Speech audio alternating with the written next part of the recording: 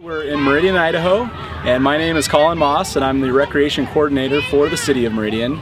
And behind us is called Adventure Island Playground, and it was actually started by a couple here in Meridian.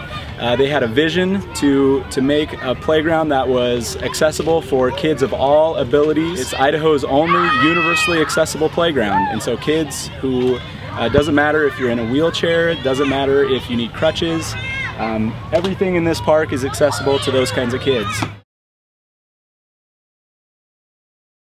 This is the Gem of Meridian right here. I mean, we've put so much time and effort. I mean, one of the new, if you can't see it, but there's 8 ball fields over on the other side, and they're all for, they range from the 400-foot Babe Ruth fields for the older kids to 200-foot fields for youth baseball to 200-foot fields for fast pitch softball.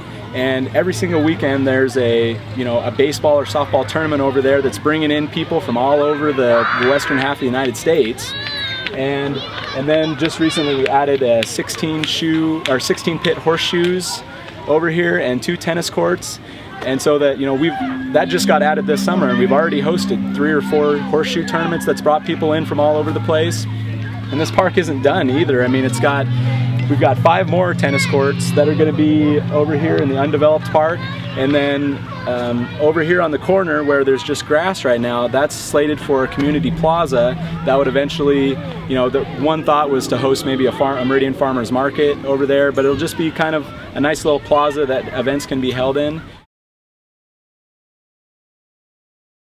In 2007, the mayor actually of Meridian came to us with an idea that she had got from a conference that she recently attended, and just basically handed me a piece of paper with a big inflatable movie screen on it, and they said, this would be something that's kind of cool. Why don't you look into it? And so I did, and it really just went from there. We started getting major sponsors to back everything. We purchased the inflatable movie screen. We got a local audiovisual company to partner with us. And so now, every Friday night in June, July, and August, we have, right over here in Settlers Park, we set up this inflatable movie screen. The projection surface is 25 feet by 14 feet, and the public is invited to come for free. And we've just been people coming out, just a lot of people every time, over 2,000 people this summer per show. And so we have concessions available, and then we have sponsors for every night that will come out with bouncy houses, and they'll do face painting, and there's even a couple that brought out some people dressed up as Disney characters to interact with the kids. It was really a lot of fun.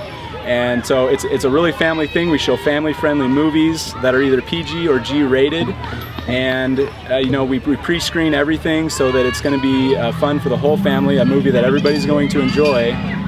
And then everybody just kind of brings their blankets, brings their lawn chairs, they lay out on the grass. It's essentially a big slumber party. It's a lot of fun. Businesses are just now learning what kind of exposure it can give for their business. We allow, with Cable One on board, has been extremely helpful, because not only did they buy the movie screen, but they are also a very active sponsor, and every single week they produce a welcoming video for us that kind of welcomes everybody to the park, tells them, no smoking, no alcohol, put your trash away, yada yada yada. And then after that, they actually attach 30-second advertisements for each business. And so the businesses are seeing that they have a captive audience of over 2,000 people, and it's really a targeted market as well. And so businesses like daycare centers and other businesses that are really specific to wanting families, they're really seeing this as a big time marketing opportunity for them, and they're willing to pay for it. So we're looking into getting a little bit more money from our sponsors in the future, and possibly even making money. And if we do start making money, we're looking at setting up a fund to have that money go back maybe into the park that made it all possible to begin with. Well, the energy is just really high, especially before the movie starts. Once the movie gets started, everything kind of settles down, and people are watching the movie and just hanging out with their families. But before the movie starts, the energy is extremely high because, you know, we have the splash pad running right up until movie night, or movie time usually.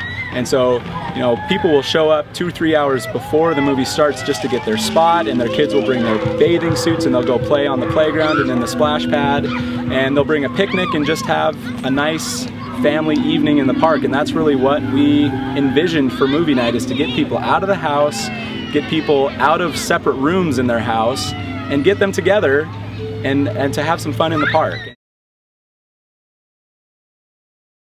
Tonight is the final night of Cable One Movie Night in Meridian. The movie is going to be The Tale of Despero, and so we're expecting a great audience again for the closing night. This will be their last opportunity to go and see a movie under the stars before all the kids have to go back to school on Monday here in Meridian. And so, you know, I feel really good about it. We're excited. We're excited that we were able to have such a good summer. You know, we're also excited that it is coming to a close for this year. I mean, it's a grueling summer for sure, but I feel really great about it, and we're already thinking about next year, thinking about what movies we can show, and, you know, thinking about ways to make it better. And that's really, it's a year-long commitment now to talk with different departments. I mean, now with it so big, our fire department is involved and our police department is involved, and they really have made a commitment to movie night also. And we have meetings as soon as movie night is over. We have meetings to talk about what went well, what could use some work, and how we're going to do it next year to make movie night bigger and better.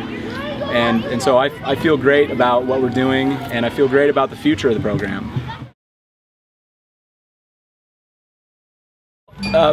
The population of Meridian is 75,000 people approximately, and that is a big percentage. To get 2,000 to 3,000 people for every movie night. We had 13 shows, and to get that many people every single time is a huge you know, percentage.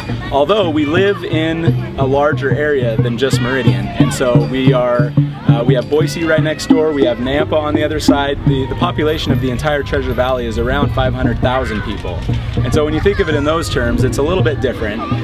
However, it still is an amazing program. We've had a lot of fun with it, and you know, Meridian, one of the other big things about movie night, the idea behind it was for Meridian to build a sense of self, because we've long been known as a bedroom community to Boise, because everybody knows Boise and nobody knows the surrounding cities like Meridian and Nampa and Eagle. I made a presentation about this program at our Recreation and Parks Association conference the first year after we did it. Cities all over the state were very excited to get it started and have been thinking about it since then. Just this year, Boise has a movie night program. Kuna to our south has a movie night program. I know that Nampa had one, their Chamber of Commerce put one on, and so it's something that's been successful at every place. And so it's something that any community can get started. It just takes a little bit of financial backing to get things going, but once you've got sponsors and once you've got concessions, it is something you can break even on. Somebody should consider living in Meridian, because there's a real dedication by our city leaders to providing a quality of life. And so whether it's by, you know, these types of parks, I mean, this wasn't done all by donations. The city of Meridian has put a great amount of money and time into this park in particular, but all over Meridian, our city leaders are really active in trying to find land to purchase for parks and to just provide that open space for people to have, whether it's a 5-acre neighborhood park where, you know, you can go with your family at night, or whether you can organize a soccer practice in the evening. We want to provide those kinds of open spaces and those kinds of opportunities for people to get out and to recreate and to have fun, so that they're not inside. And there's, like I said, there's a real dedication to that here in Meridian, and it's great to be on the receiving end of it as an employee of the Parks and Recreation Department. It's really great to know that I've got that backing, and that I've got that support from our city leaders and from the people within our department as well.